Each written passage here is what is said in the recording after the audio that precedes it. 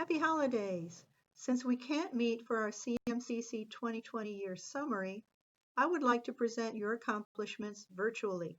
Let's start with last year's meeting and reminisce over good times we spent together. We had our first ever Ugly Christmas Shirt contest. The event was organized and emceed by our very own talented Tamika Allen.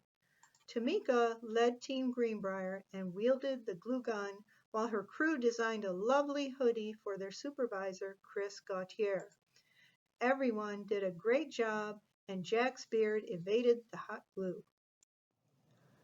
Team Deep Creek got their enthusiasm from their leader, Patricia Scott. What their team lacked in design plan was more than made up by the sheer amount of stuff they managed to attach to Al Peoples' hoodie. Yay, Team Deep Creek!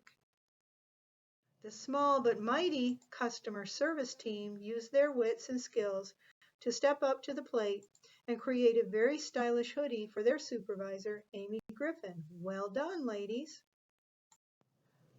Another small but talented team can be found in the biology lab. Like the true scientists that they are, this dynamic duo made a plan and systematically created a wonderful shirt for their supervisor, Lisa Wagenbrenner. Catherine even decorated herself as an added bonus. With true Southern style, Patrick Solomon's team turned up the competitive heat and under the leadership of Jay George, put together a simply lovely outfit for their supervisor.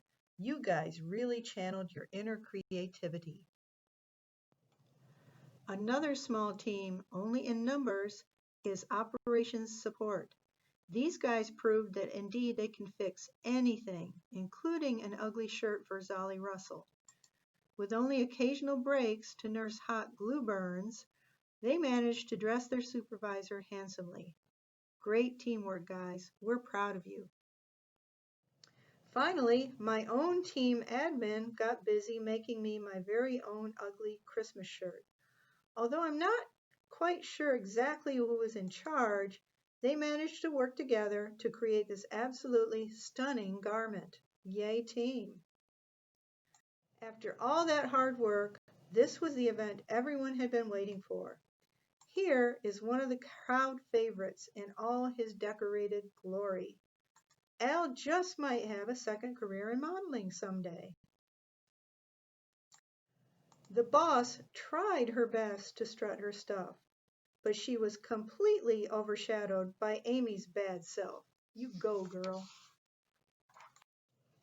Not to be outdone, Chris Googly Eyes Gautier showed off his team's lovely creation. Zolly proved the point that it's all about the accessories. I mean, look at those socks. Lisa's team also utilized a little something extra by giving her some flashy antlers. But in the end, no one could outshine the flashiest outfit and biggest clown of them all, Patrick Solomon, who modeled his team's outerwear with pride. His team's skills and his swanky style earned all of them the title of Ugly Christmas Shirt Contest winners. Well done, Team Southern, and great job to all those who participated. Let's skip ahead to this year's celebrations. Although we can't have a big gathering, we met in small, socially distanced numbers to honor those who went above and beyond. Our milestone awards recognize employees' years of service, and we had 5 honorees this year. Taylor May has been with CMCC for 5 years. Fred has been working with the Southern team for 10 years. Mike has been maintaining and repairing CMCC small equipment for 20 years. Finally, both Ronald and Ricky have been working with us for a whopping 30 years. Thanks to all of you for your dedication. This year's Commissioner Awards went to those whose extra efforts helped us shine in spite of the COVID-19 pandemic. Catherine took our interns under her wing and replaced their group mosquito identification training with individual instruction and educational aids. Well done, Catherine.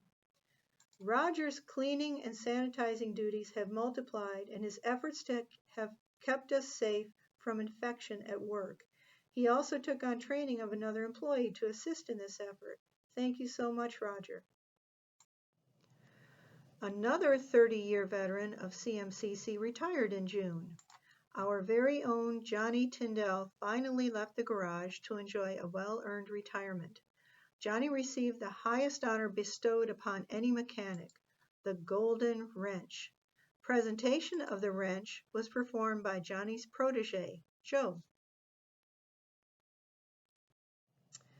The event was carefully orchestrated by Zolly, who surprised Johnny with a drive-by of some of the many vehicles he has worked on over the years. Happy retirement, Johnny. We are always happy to welcome new faces to CMCC. Our new Human Resources Generalist, Latasha Curry, joined us this year. From payroll duties to benefit enrollments to new employee recruitment, Latasha has had to hit the road running. But her love of all things Frenchy keeps her sane. Our other 2020 hire is Oliver Thompson, who came to us from the city's Parks and Rec Department. We're very glad for his conversion, even if he is a Cowboys fan. You may be wondering why Tammy and Chris are dancing in the foyer. Well, they're celebrating. Tammy became a first-time grandmother this year. I personally don't think she looks old enough to call grandma. As you can see, this little apple doesn't fall too far from the tree, as he is already practicing his phone skills. We had another addition to the customer service family when Taylor welcomed little Daxter into the world this summer. Here's overworked Daddy Joe sharing quality time with his son. I wonder if they're watching the Cowboys. Finally, I welcomed Milo into the Simon's Pack this fall. He is growing like a weed and acing puppy kindergarten. It seems from the presentation so far that we at CMCC just had a whole lot of fun this year. Well, we did. But we also put in a lot of hard work and have many accomplishments to show for it. Let's start with source reduction. Our field crews bushed 15 acres of ditches. They cleaned 13 miles of ditches. They cleared 15 miles of paths and removed 19 tons of debris. These numbers are a little lower than those logged in 2019, but that is because our mosquito season was severe, started early, and ended later than normal. In fact, weather data compiled by the biology lab indicated conditions that favored development of most species.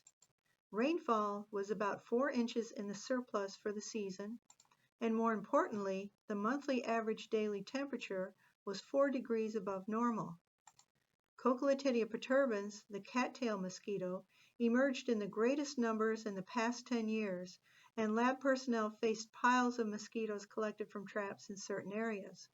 This was a little alarming, since serum from our sentinel chicken flocks were also indicating that we were experiencing the second most active year for EEE virus in the past 10 years. Early health department notifications and media coverage of the problem made horse owners and rural residents aware of the risks, and we know of only one horse in our district that died from the virus. Fortunately, 2020 was the second lowest in terms of West Nile virus activity over the past 7 years. But lots of rain and warmer than normal temps always boost many nuisance mosquito problems, and this year was no exception. As Carla puts it, you know they're bad when they are waiting on the other side of the window for you to get out of the truck. As mentioned earlier, these conditions called for the decision to forego some drainage maintenance so that we could increase pesticide applications. We applied larvicide to 2,745 acres, an increase of 20% over 2019. Truck and UTV-mounted ULV is supposed to be our control option of last resort, but we needed to increase our applications by 14% over last year, covering 363,734 acres. Although they had a late start, Asian tigers became a big problem and forced us to increase our backyard sprays by 12% this year. Nuisance mosquitoes truly were more numerous this year according to our surveillance.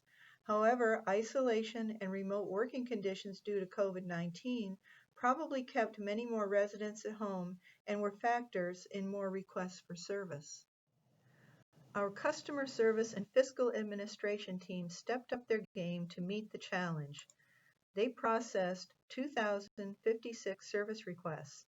1,810 of these were mosquito problems and 71 were due to drainage maintenance.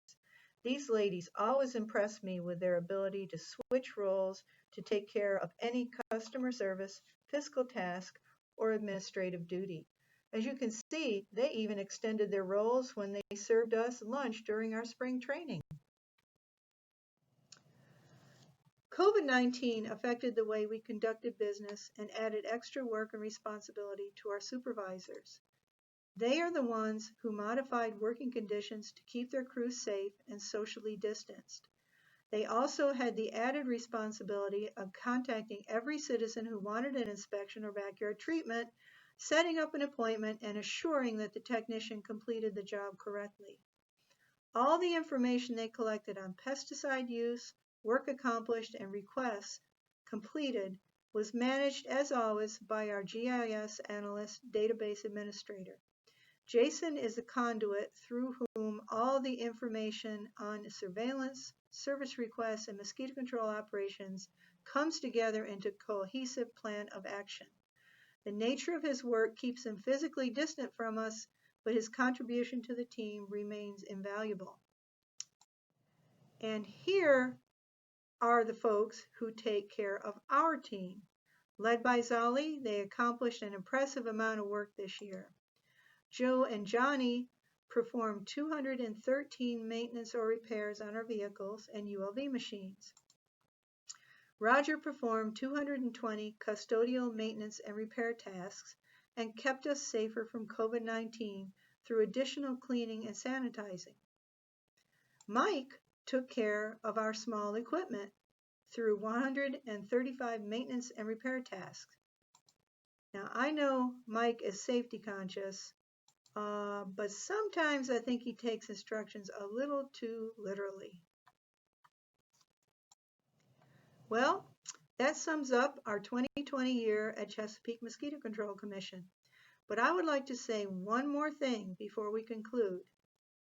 I have reached the end of my 41-and-a-half-year career in mosquito control. I want to thank every one of you for making the last 5 the most memorable and satisfying of all. I'm so proud of you for the advances you have made and the things you have accomplished through hard work and team spirit. You have been a true inspiration to me. I feel confident that with your help, Lisa will lead you to bigger and better times ahead, and I wish you all the best. So, now I will take Darren's advice and spend lots of time with things that make me happy. And here are the top 3 on my list. From my pack to yours, we want you to have a very happy holiday season and best wishes for a great 2021.